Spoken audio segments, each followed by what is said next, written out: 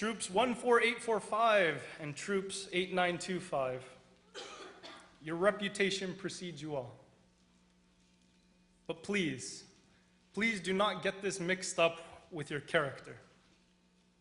The essence of who you are as a troop and who you are as an individual. I say this because not everything you do in Girl Scouts are all fun and games. It's not just about the cookies or the field trips. It's about building character. And Helen Keller said it best: character cannot be developed in ease and quiet. Only through experience of trial and suffering can the soul be strengthened, ambition inspired, and success achieved. And what she's saying is this: to build character, we need to be willing to do what is right when things get tough.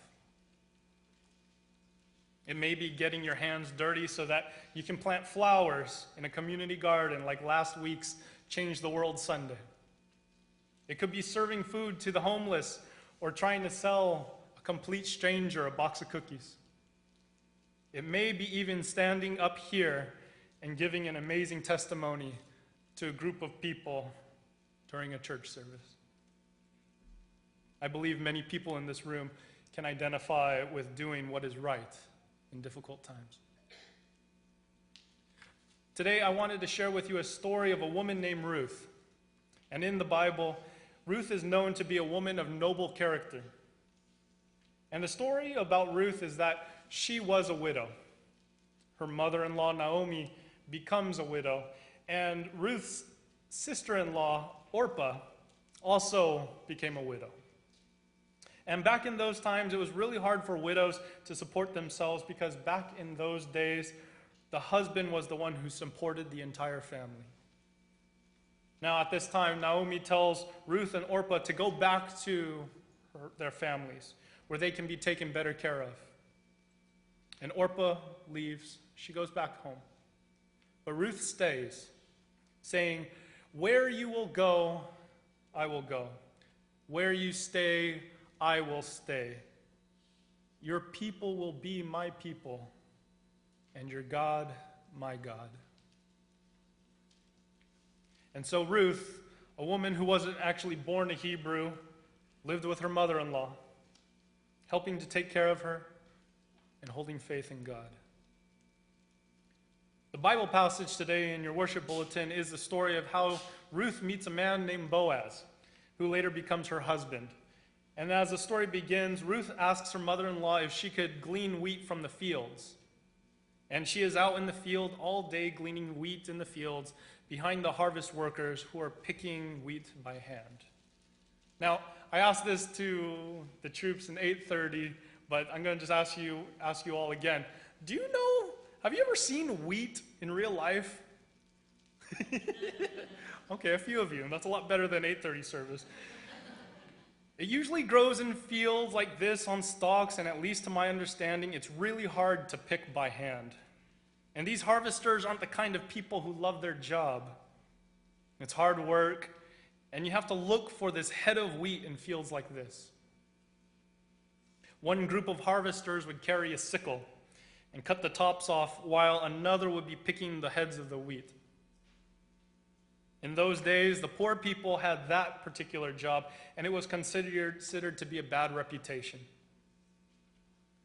To be like Ruth, the one who didn't even have the job, but looking for the leftover scraps after them, well, it was considered to be worse. And when you're that young, one of the few ways to get food was to spend an entire day in the fields to glean wheat. And so it wasn't uncommon for the harvesters and farmers to make fun of people like Ruth, adding more insult to injury. So you have the harvesters who cut each of these stalks and harvest the wheat plant.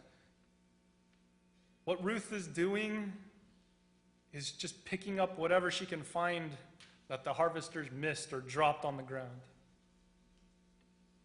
But the thing that separates her from the others in the field was that she worked hard, hardly ever stopping for rest, and continued to look for the leftover kernels in the hot sun.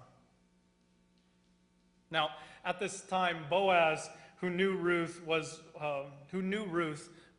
but only knew Ruth because of her reputation. He never actually met Ruth in person.